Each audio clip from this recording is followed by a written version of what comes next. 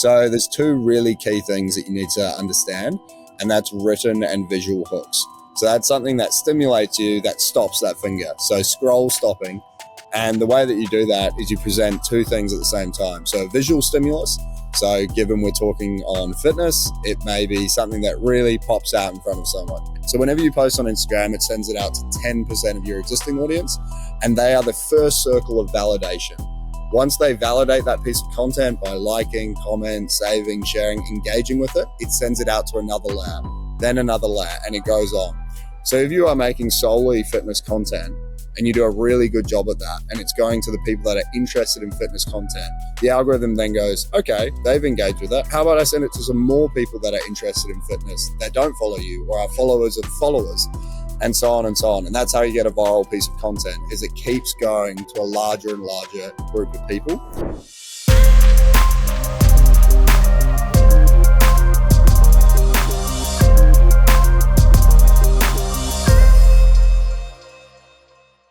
Greetings and welcome back to the Dr Espen podcast. I'm Espen. Today I'm joined by Alfie Robertson, a Kiwi-born Bondi living fitness enthusiast who began his journey in 2023.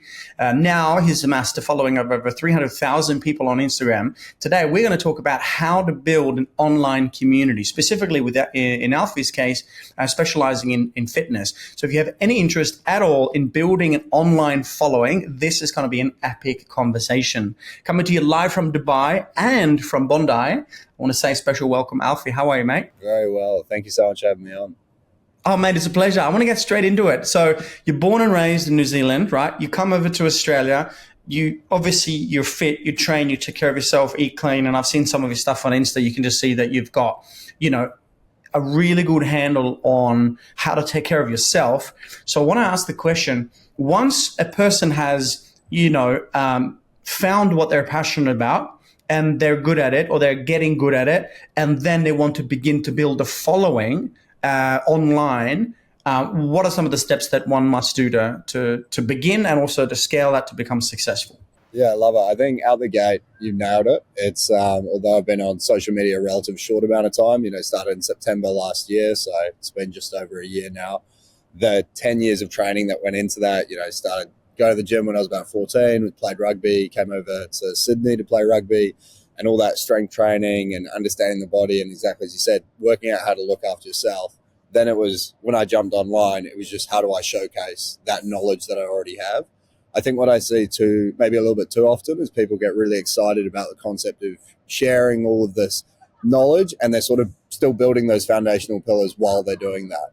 And I think it doesn't necessarily go to say that you need to be an expert in your space, but something like fitness is, you develop and you learn these things over time. And given social media is such a visual platform, your body often does become your credibility in a lot of different ways. Unless, you're coming at it from the angle of, PhD and more of that science perspective, or you've got the credibility of having trained some of these people or been in the space for a very long time.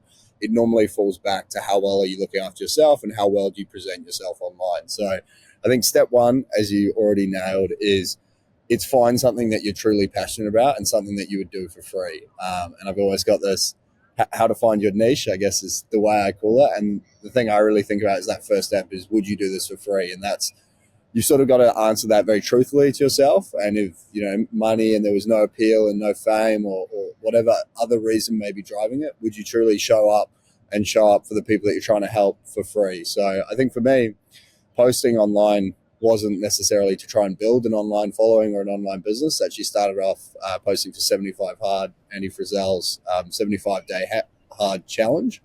And I was partaking in that a little bit for myself. I think I always had dialed in the physical element, but the mental was taking a bit of a toll as I was going out, drinking a lot, enjoying various parts of life, maybe a little bit too much. So I thought, 75 days, I'm going to do that. And as part of that, I'm going to post every single day. And that is a nice segue into probably the step two, which is once you've found that thing and you're truly passionate about it, you've got to commit to being able to post every single day. So I think it's about building a content strategy that you can actually realistically commit to, and also accept that the first couple of videos you put out, they're going to be shit, and you just got to accept that. I look back at my first videos and think, what was I thinking? But that's a great sign that you're improving, every single time. So I think like those, there's obviously steps down, but I think for people starting or thinking about starting, it's one, find something you're truly passionate about and would want to share knowledge on for free. And number two is just go out there and start posting and commit to posting every day and commit to learning and getting that 1% better. And if you do those two things, you're on track to build something. And except that it takes time. Like creating great content and learning to distill your message and educate online is a skill, and it's a very valuable skill once you've mastered it. But like any skill, it's going to take time, it's going to take dedication, and you've just got to chip away at it. Dude, I love this. I love how you started with, you have to start with something that you would do for free, that you're really passionate about, that you would do even if it wasn't for the fame or for the impact or for the money. Because if you don't have that at the core of it, you're going to run out of inspiration or motivation at some point anyway, which just makes it pointless and very difficult. So let's do this, guys. Once you're listening to this podcast, go back and write down the steps. So step number one is write down exactly what you're passionate about, exactly what you would do for free, even if you made no money or had no people watching, right? That's a great start. And then secondly, I want to ask, once we've got that, let's say that we're really passionate about spirituality or business, consulting, or in your case, fitness. It could be anything, right? Did you say you got to 300,000 followers in a year? Is that about right? Yeah, that's true. Okay, so just break that down for us, because I know right now people are sitting at the edge of their seat going, fucking tell me how you did that, please. Yeah, What some of the strategies? Nice segue. I won't go into pitching a course that I just released on it, which was not the plan. But so I think if we are following those steps, this is actually part of what I call find your niche. So step one, are you passionate about it? Okay, we've gone through that. You are passionate about it. You would do it for free. Okay, brilliant. Next one is, are you credible on that subject, or are you willing to become credible in it? So if it is, I think your example of spirituality is quite an interesting one, because it's very hard. It's a very subjective measure of credibility, right? But let's take fitness, for example. It's like, where do your pillars of credibility come? And I think they sort of split in the world of fitness, where you've maybe got someone who's credible from the point of research and they're an academic and they put the time into the literature. And then you've probably got the bucket of you're visually credible by the way that you look. And then you've got the overlap, which is the holy grail of you're both. So therefore you're visually very, in shape, look like you look after yourself. So you're sort of proofs in the pudding, but then you also have the credibility to back it up as well.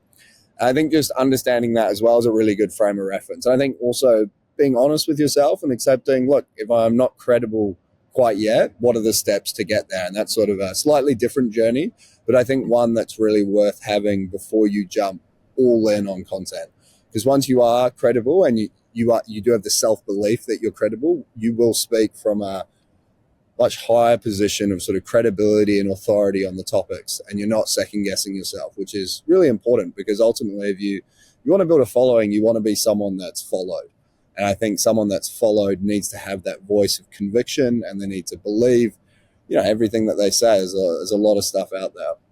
Final one would be, is there other people in your niche that are successful and are going out, have built followings on their own, and go and look, and if you're confused on maybe what gives them credibility, I would really break down and look at them and think, why are people appealing to that given person? So if you're going down the spirituality line, you would look at some of those leaders in that space and people that have amassed large followings, and try to work backwards and go, okay, it's definitely the way that they speak about these topics. There's a level of enlightenment, the way that they present themselves. I think there's always success to be found in other success, or there's always stories to be found in other success. So reverse engineer some of that success for yourself, and then I would start working backwards from it.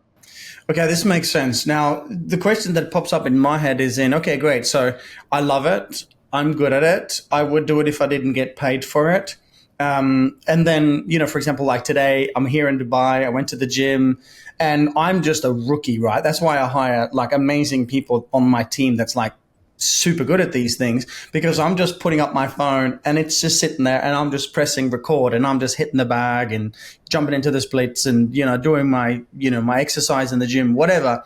But if I was to post this, it would look pretty crap. I mean, my body looks good and I can do good things, But what about the technical side of things? How does one go, yeah, we're talking hashtags, we're talking collaborations, we're talking this, we're talking that. What's the newest now in 2024 that you did that you noticed would suddenly take you from, 100K to 150? What are some of the hacks here? And we don't want to cheat the code, but we do want to know what really does work and really does grow the following quickly. 100%. So it's all a short form game, and short form, as pretty much everyone knows, it's attention grabbing. What can you do in that first 3 seconds? We've all been in the doom scroll, and we know how quickly we swipe, right? It's literally, you've got, I reckon, less than 3 seconds to grab someone's attention. So there's two really key things that you need to understand, and that's written and visual hooks. So that's something that stimulates you, that stops that finger. So scroll stopping. And the way that you do that is you present two things at the same time. So a visual stimulus. So given we're talking on fitness, it may be something that really pops out in front of someone. Generally, for me, if I'm talking about core exercises, it's going to be me top off, sweating, working out hard, with the abs popping. That's the goal there, right? So the visual stimulus straight away, and then a really strong written hook.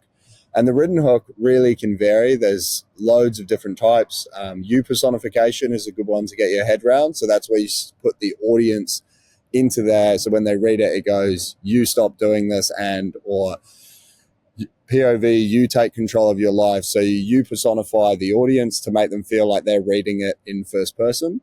And the other one is probably negative hooks. You can sort of sample with a lot of different stuff. Negative hooks, bad news always travels faster and further than good news. Sad reality of the way that our human brain works. We're very risk-averse creatures, but you need to play on that. And that really is marketing, and that's short-form media. It is human psychology. And once you get a good understanding of the way that our brain works, and you put yourself in the viewer's brain, and think about, for example, fitness is the greatest example because there's such a transformation from point A to point B. And it's so easy when you're on the other side of it and you're at point B to completely forget about all of the important stuff that people are thinking about in point A, because you've done the reps, you've done the time, and you now understand those things. But fitness is really about, people want to get in and out of the gym generally as efficiently as possible. And they want to know that they're doing the right things, the right amount of reps, the right amount of rest. They're eating the right things. They're eating at the right times. There's a lot of rights and specifics that people want to know. And I think once you've trained for a long enough period of time, you realize the differences between it. The difference between having protein 30 minutes after your workout or 2 hours is negligible. But people still want to know exactly when to do it. So you need to sort of play up on that and start to dial. My chest started growing when, and people go, oh, well, my chest isn't growing. I wonder what it was that changed that person. End of the day, there's no secret sauce. You just got to do the time, and those things will develop. But you want to have the hook sort of selling a little bit of that secret sauce, or at least hooking people into going, oh, it's just one thing that I need to fix.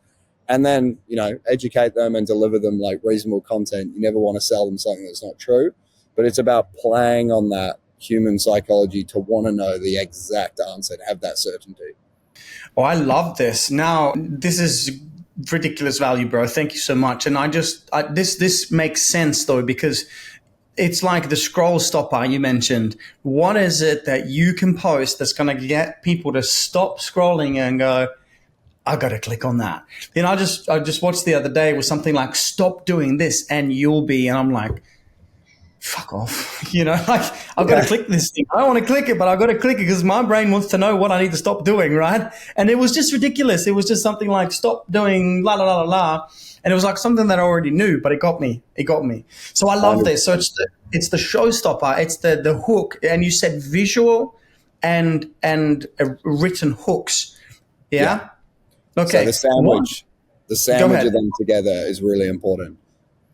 Okay, so you just edit this in whatever kind of software, and then you put it out there, and then for anyone who wants a software, CapCut. I've got no affiliate system with them, but they are definitely the best in class. They're built by TikTok, so they're designed specifically for short form, and you can literally do everything from your iPhone. So that's 300,000 followers all shot just with my iPhone, and it's that easy. I assume most people watching this are going to have a phone of some sort or of high enough quality. And that's the thing. I get questions all the time, like, what do I need to buy? What tripod do you have? What this, what that? Like, you can literally get the cheapest, what's highly rated Amazon tripod you can find. It's like $20.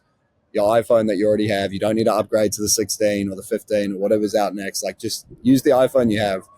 I'm pretty sure Instagram only runs at 1080p quality anyway. So anything above that, you just, it's sort of wasted. But I would just use those two things. And then you just need to be really clear on what you want to get across. And if you're delivering value and education, that's where you start building longevity in the space. I think anyone can be flash bang, go viral tomorrow, running down the street with their pants on their head. But if you want the longevity in the space, and if you want to build an audience and you want to build trust and you want to convert those into paying clients, that's where it's really important that you're educating and providing a lot of value. Oh, I love this. Of course, we'll get to this in a moment. This is critical. You said it's CapCut, the name of the software? Yeah. Awesome.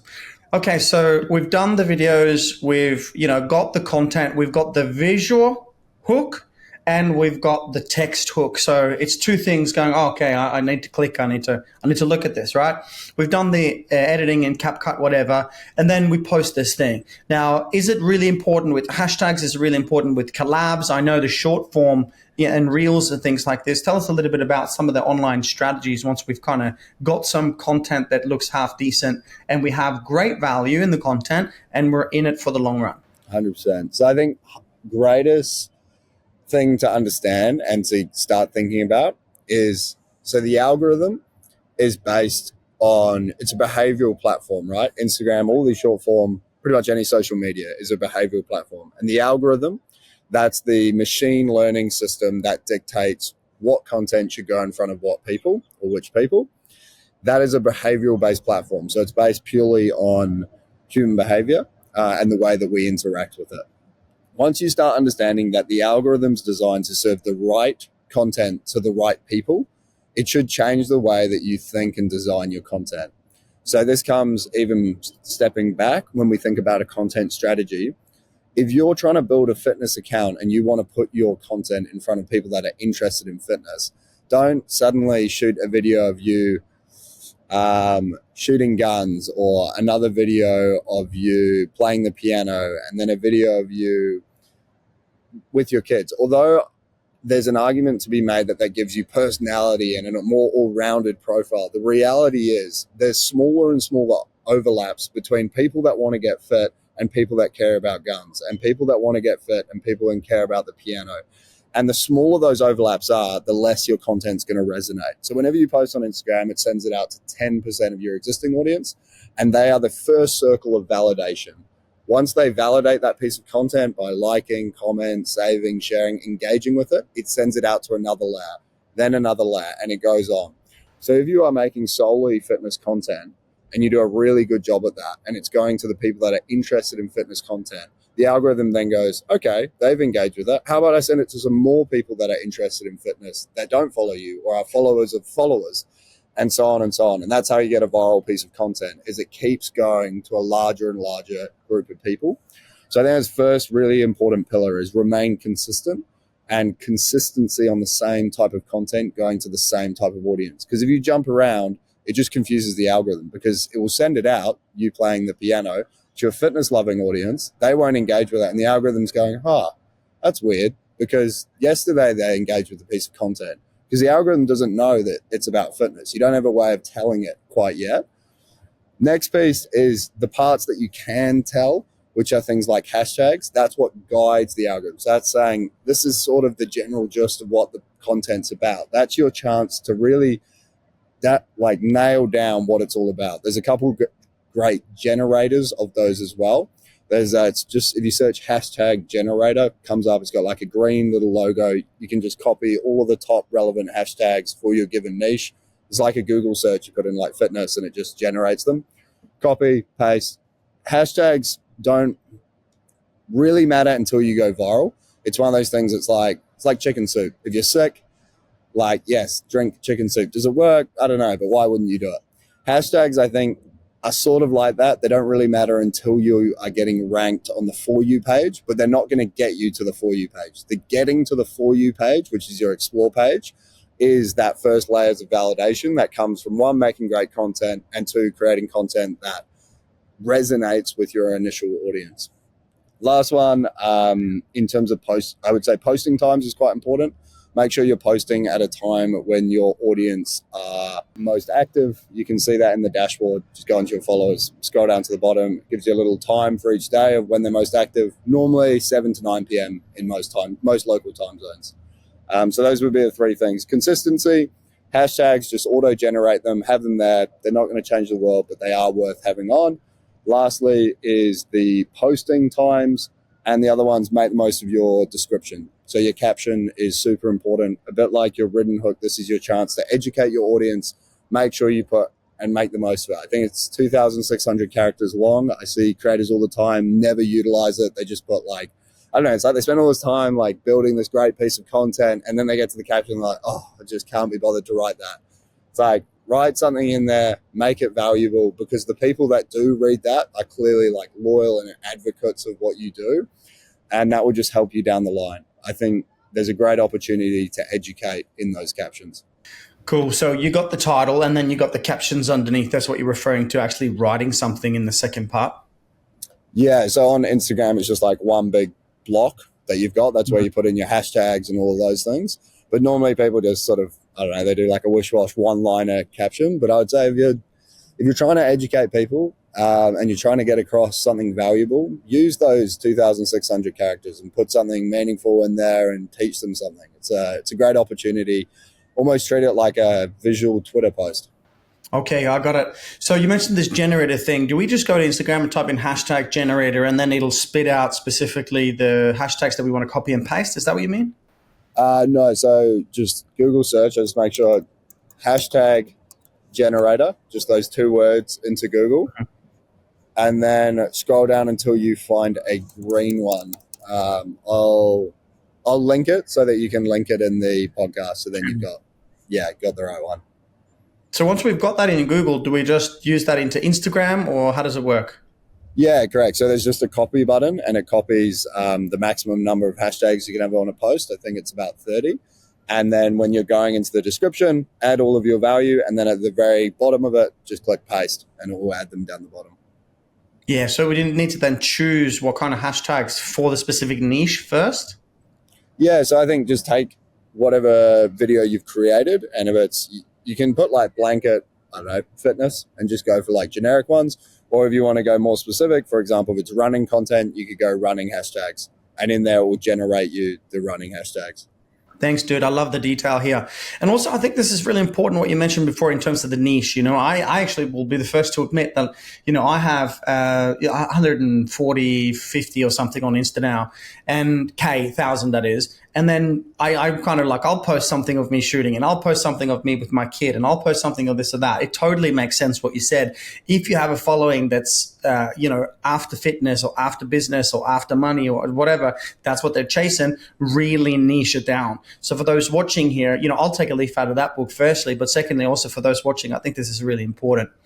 Okay, so now we've got a following. We know how to do it, the tech side of things. We know how to use a visual and a text hook, and we're starting to post stuff. Now, I know for you, what you've done really well is get really good at this to the point where you've actually created a course, which we'll talk about a little bit later for those who are interested, because I'm getting lots of value out of this myself. I could only imagine someone like 10,000 followers going, this software and this and da. Let's talk about that later in regards to your program. But I want to know now, once you've got this, you've started to amass a following. How do you then start to capitalize on this? Because, you know, I, for one, like I go to services, but I don't want to post those services into my Instagram, even though they want to give me a discount because I'm, considered an influencer. How does one monetize a following? Because you mentioned this before, right? You got 300,000. You launched a course. You're doing great, which is super cool. I love it, dude. Just want to acknowledge you to be able to get to 300,000 by delivering epic content in under a year. It's just so cool. How does one then monetize this? Yeah, so it depends on your audience, right? Like fitness is one of the easiest niches, I think, to monetize. given that it's so transformative, right? Like if you're following fitness content, you probably want to get fit. So you already know what people, I guess, the end result that people want. So you talk about having like product market fit or service market fit in many businesses, which is just the concept that once you have something ready to take to market, that you take it to market and people want it, right? And it's almost building backwards. Like the audience is like the free validator of like, okay, people resonate with the stuff that I'm putting out there. They're clearly buying into the training philosophy or the eating philosophy or the way that I'm approaching this style of fitness. So once you have that, it's really just being like, okay, well, I just need to package up what I do and then sell that. And there's a couple different ways to do it. I definitely am a believer in the larger audience you have, the higher volume you sell at a lower price, as opposed to a smaller following. You try and sell a smaller volume at a higher price. The reason being, at a smaller following, one, you don't have the volume to capitalize on. So generally you need to sell at a higher price. Otherwise you're just not going to be making as much money. But you can also come across and you can compete with some of the bigger people and go, someone with 10,000 followers could say, don't work with Alfie. Alfie's never going to be able to service you. He's got 300,000 followers. You're just going to be a number to him. Whereas you're going to be, you're one of my few clients that I'm going to bring on this year. You're going to get all of this personal time. And that's how you compete as like a small player versus a bigger player or a mid-sized player. So I think once you've made that decision, I think starting off, so there's two sides. There's like the low ticket, which is volume at a lower price, or there's high ticket, which is lower volume, higher price. Either way, the most important thing you can possibly do is once you've built a following is be thinking in your head, how am I going to take these people off Instagram and put them into either an email database or a text database or both, ideally. And the second that's like really number one priority is like, you should be thinking, okay, Instagram follower, resonate with my content. That's brilliant. They're engaging with it. How do I transfer them into a off-platform database where you can start educating, providing value, and directly selling to them with as many touch points as possible? Email and text are two of the best. I seriously think email marketing is having a huge comeback. And the way that I've built my email database is by doing free lead magnets. So take whatever course you've decided you're going to build, whether it's a training course, nutrition, could be a email marketing course, whatever it is, given your niche, take a component of it that you think is incredibly valuable and deliver it for free and in exchange for someone's email. Once you've got them into that database, that's when you can start really lead nurturing. And that's the process of really warming up those leads, delivering a lot of educational value and taking them through the value chain, and then ultimately getting them to buy either a low, mid, or high ticket product.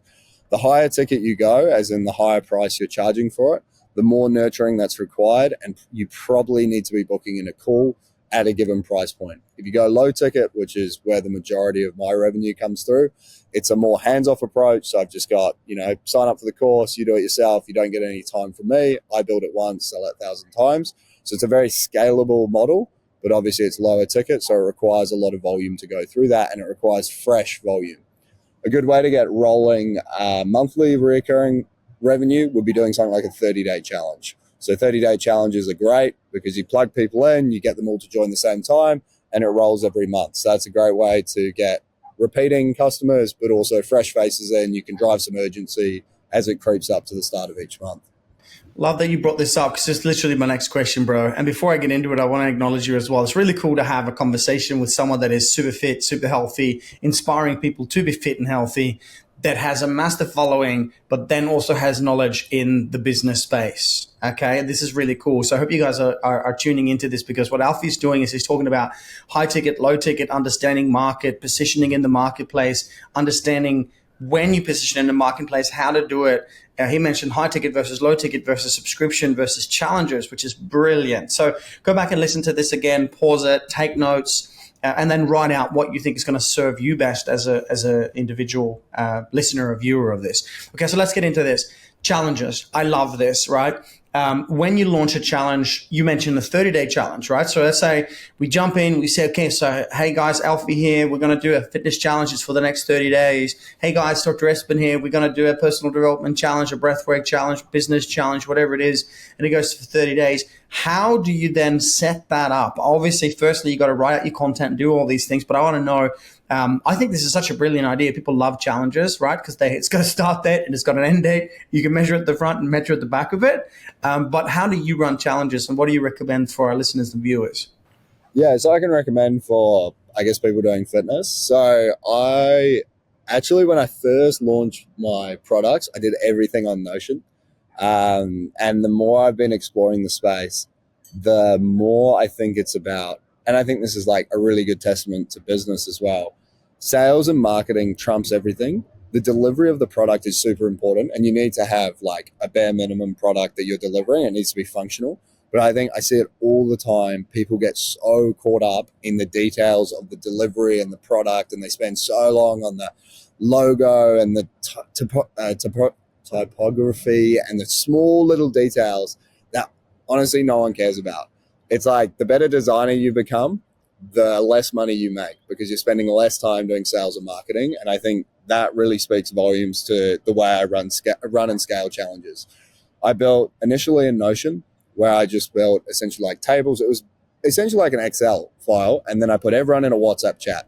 And I said, here's your workout. Here's your meal plan. Here's the WhatsApp chat. And people loved it. They loved the WhatsApp chat. Super easy. They don't have to download another app. They don't have to do any of that. Cost me like nothing to run. I just had a huge WhatsApp chat with like 500 people, all, and you can make sub WhatsApp groups. So I had like a nutrition one, I had a training one, and I had what was the last one? Just like a general questions or like introduce yourself. Anyway, I had people all over the world jumping in there. There was the cross accountability. So now I just shifted the work, which your biggest job as a coach is keeping people accountable and staying on top of them. Mm-hmm. I just shifted all of that to a group focus where there's now 500 people all messaging in, keeping each other accountable, because every time they eat something, bang it in the chat. Every time they get a new training PR, bang it in the chat.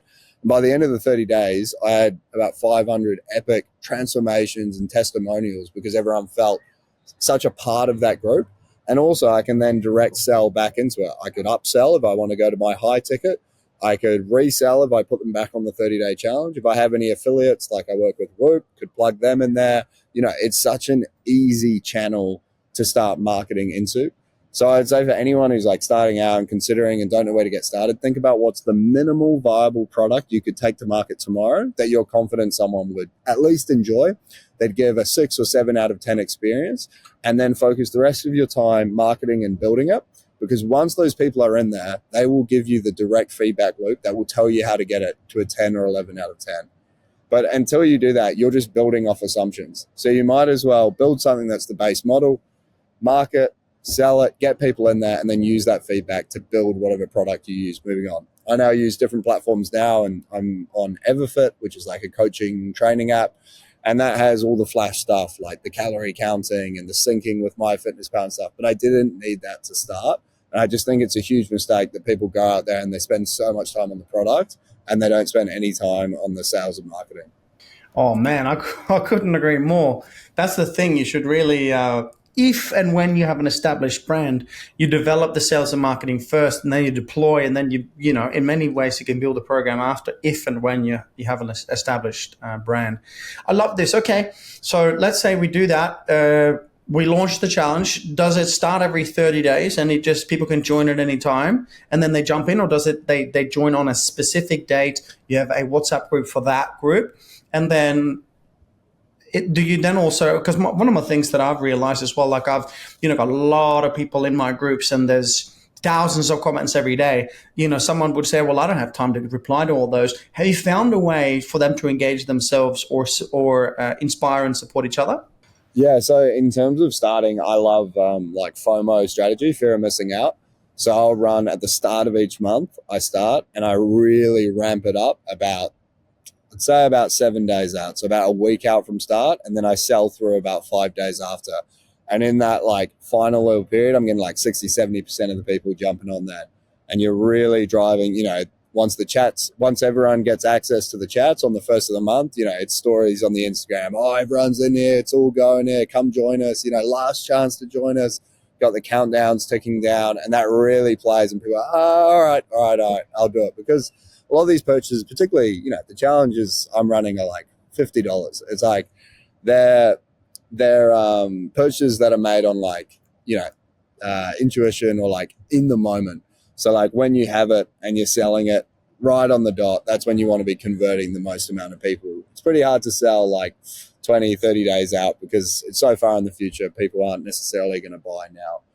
So that's the first one. I think scaling it, and when you get to a point where you do feel, I guess, a little bit overwhelmed by the number of messages and things like that, there's a couple of ways to do it. I mean, VAs and bringing on coaches is a really important part of my business system, and ensuring that I have a strong process and system with them where if there is anything that needs flagged or anything training specific, I have a clear way to answer that. But a lot of the comments and the support and things like that are just being monitored and processed by someone who's handling those chats. So I feel like build the unscalable first. For a lot of people listening, I'm sure that may not be an issue quite yet. It's a good issue to have, and once you get there, you'll be able to solve for it. But I think do the unscalable first and build things that deliver a really good service for people by going over and above, because that's what makes loyal customers come back.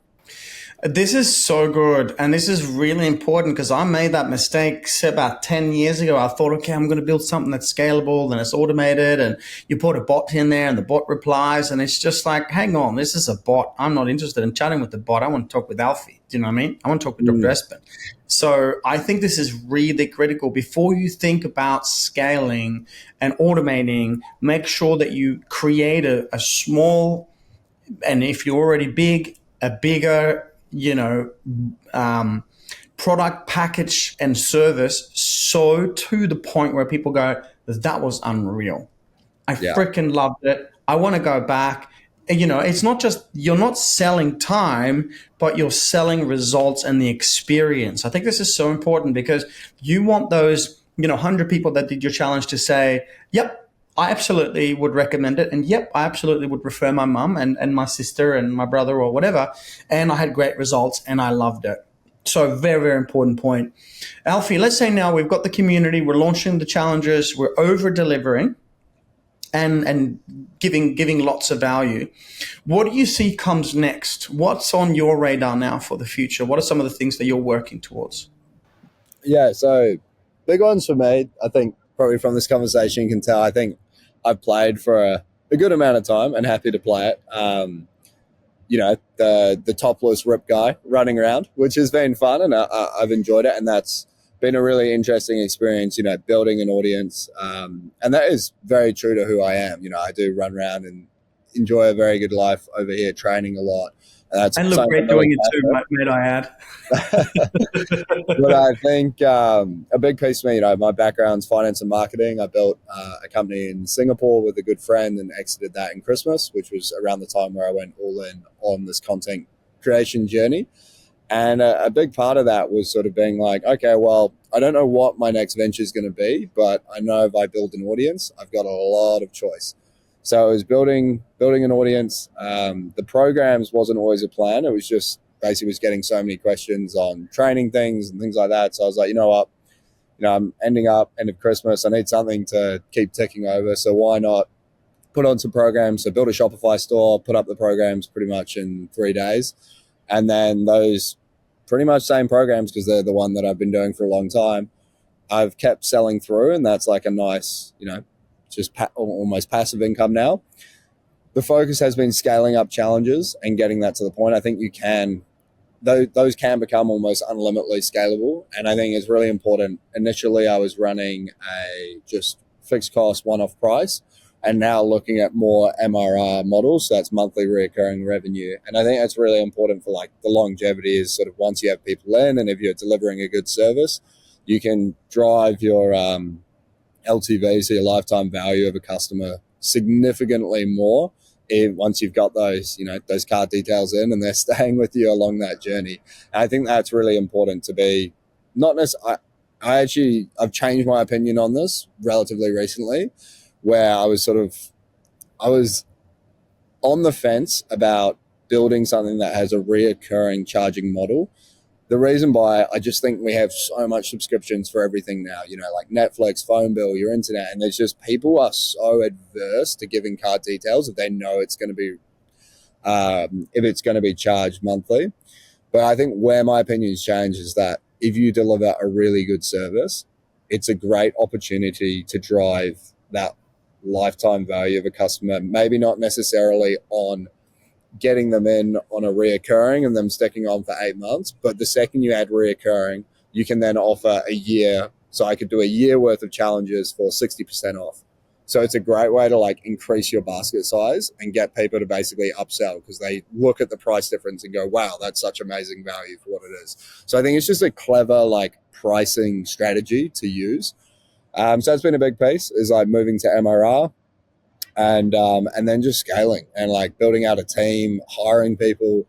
I think going in, I knew that people were so important, but man, like building a business and building a team that you can really rely on, and you want to start focusing and leveling up and focusing on other parts of your business, you need to ensure that you're hiring good people, because bad people will not only do the job wrong, but it will take way more of your time to do and fix those issues as well. So that's been a massive focus, and that's a big learning for me as well in terms of like the way that I lead people and the way I bring people into the business and upskill them as well. So yeah, it's been a really fun, interesting journey. For like lots to focus on, but the big ones for me now is living in Bondi. Fortunate enough to go traveling for a bit of winter, but I'm here till April, and we're launching some in-person events. So something that's close to me, I guess, is about how do I build this omni-channel brand experience. So there's the online, the digital of Alfie Gets Hard and that person. And then what am I doing in person? So we had a run club last summer that was really fun, great way to connect with people. And this time we're actually running our second event on the 29th of September. We're doing what's called Coffee and Chill. So we combined basically bring in like wellness sponsors, and we do saunas, ice bath, and then we've got a whole load of wellness brands that activate, and we do coffee in the morning. So it's like a house party, but from 9 to 11 on a Sunday, which sort of ties into my whole piece of how do I create meaningful human connection without the use of alcohol. So yeah, that's been a big project, getting that off the ground. Events and digital products are like the two furthest apart. Like one is unlimitedly scalable and the other one is not. But it's been good learnings and really rewarding. Like it's always a rush and hard work, but we had our first one on the 1st of September and everyone loved it. The sponsors loved it. And it was a great way for us to sort of connect and give back to the community as well. I love so many of the things you're talking about here, bro. How do we develop a beautiful community, and how do we come together and celebrate and hang out without the use of alcohol? I won't segue too much, but just the whole alcohol conversation, I'm glad you brought that up, because I don't think many people, particularly young individuals these days, have any freaking idea how freaking poisonous that shit is. This is coming from a person that grew up in an alcoholic family and had a tendency of drinking a lot in my 20s and early 30s, So now getting off it, like, for example, looking at my fitness stuff, the moment I have a drink, my HRV just plummets. It's crazy to watch. So I love that you just brought that up. You talk about community now, and you talk about, your next steps moving forward and developing relationships with people. And I want to come back to the MRR model, because I think this is really important. If you have a 30-day challenge and a 30-day challenge or whatever else, you always need to upsell. You always need to pitch something. And, I know from experience having a lot of clients now, they love helping people, but they don't necessarily love to sell. So I want to talk to you about this, because now you've built a brand, you're helping a lot of people. And I want to talk about the selling aspect, because you mentioned you had a company in Singapore, you just exited. Congratulations, by the way. That's freaking awesome. When it comes to this aspect of the MRR model with monthly recurring revenue, what have you found that's necessary to be able to retain the client, apart from delivering great value, and so on and so forth? How do you then, okay, I'm in front of the client, I've served them once, they got great value, and now I'm offering them a subscription. What would be the top 3 things that you would have in that subscription to make sure that the client stays for life? Okay, top 3 things. One would be the accountability piece. So you want to build a product and a pillar that holds them accountable from the participation of the challenge. So it's almost built into the product. For example, I now use Everfit. Everfit has like these tasks. It's got like in-app notifications that tell them you need to do this task, you need to do this task. It's got that logging ability and the food tracking in there. So there's almost like the monthly subscription is to get access to the app as well and like have that piece of software. The app's like, it's not like a branded app. I think anyone can get access to it. It's relatively affordable for what it delivers. I'd say like I was really impressed. I've looked at a lot of personalized app where you've got to pay loads of money to get them built. And I think that type of business is phasing out because the competitors are so strong from these SaaS companies that are delivering great products. So that's the first one. And I'd also say just on that, if you're a personal trainer or in the fitness space or in any space, people do not care that you don't have a branded app. Like no one cares. By the time they purchase, that's when they actually see the app. So it's like all that money you've spent like personalizing the app and paying the app store loads of fees. Like the reality is just use something that's out there. As long as it's your program's in there and the product's true to what it is, they won't care. That's the first one. Next one, I would say, and this is like a really important one, is the way that you're messaging and positioning it. Is that it's never, oh, let's do the 30-day challenge again. It's like, all right, team, we're on to the next training block, next one. It's all about building that journey of every month you're leveling up to the next one. Oh, you've done the last one? Perfect. Well, you are going to be great for this one because this one we're focusing on strength. Last time we're focusing on hypertrophy, or this time we're focusing on like balance and coordination or prehab and rehab, and always having a center focus. Someone who does this really well is my housemate, Jake. He's Elastiboy on Instagram. He's got, he'd be about 820,000 followers in the last 2 years. He started about 2 years ago. And he has built amazing challenges around like the body parts, and he does like beginner, intermediate, advanced, and has this really nice sell on strategy that I think is really important. So I think ensure that the client always feels like they're leveling up, and that's what will retain them. As long as they're feeling like the time frame that you decide is like how long the program is, because I think people go, oh, it's a 30-day program, therefore it's 30 days. It's like, no. It's a 30-day program that fits in a 12-month time block. And then it's like, that's what you're trying to sell them on, is the 12-month time block, and get them in with the 30-day challenge because that's what they're getting in each delivery segment. But there's actually 12 of those that you're selling over that time. So yeah, I think those two would be the biggest one. And last one's just deliver a really good product and a really good experience. And take into account, like I'd say, always ask for feedback. One, great, you need feedback, and like that's really important, but it also feels like they have a voice. So if you ask for it, make sure you incorporate it. Oh, beautiful. Okay, let's give people some ridiculous value. What's your Instagram? Where do they go to follow you, bro? It's Alfie Gets Hard, which actually, as I said, started from the 75-day hard challenge. Alfie Gets Hard. Okay, and your housemate's Insta as well, so we can check out what he's doing? Elastiboy. Elastiboy. Yeah. Unique names, I know. Dude, do it unique. There's the only way to do it.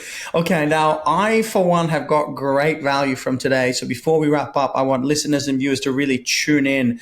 You've got a new program out, and we're going to pitch that now because it would be a shame for people to miss out on if they're interested in doing anything remotely close to what you've done. So tell us about your website and where do people go to learn about this new program? For sure. Yeah, it's alfiethecreator.com. And look, I had no plans to actually build or sell this. It's just very good timing that I've released it today.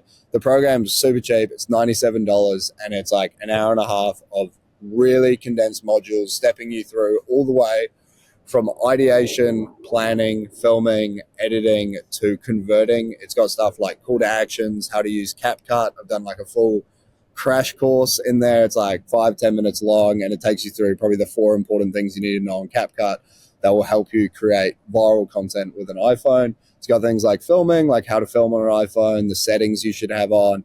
So actually everything I wish I knew when I started, and everything I've like still incorporate today. And then all the way through to ManyChat. So it's got like automations, how to do call to actions, and how to start converting followers to dollars. So it's the first course that I've released that's not fitness related. It's sort of all of my marketing knowledge. There's like 100 viral hooks. There's 7 reels. If you don't want the course, if you don't want to spend $97, which I think is like ridiculous value for what it is. If you don't want to spend that, just sign up to the newsletter.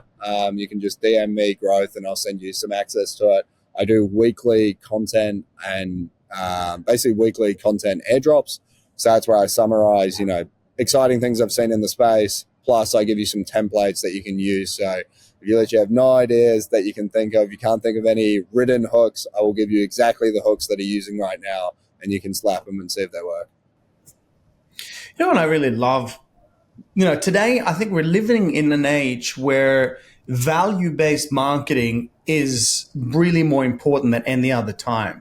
Because when we get value, and then we go, shit, okay, I want to do that. Like, I'm going to pop into your website and buy this for my social media and marketing team so they can go through that and get it and then, promote it to more people, dude. So flick us an affiliate link and we'll get that organized. But I want to say thank you so much for your time.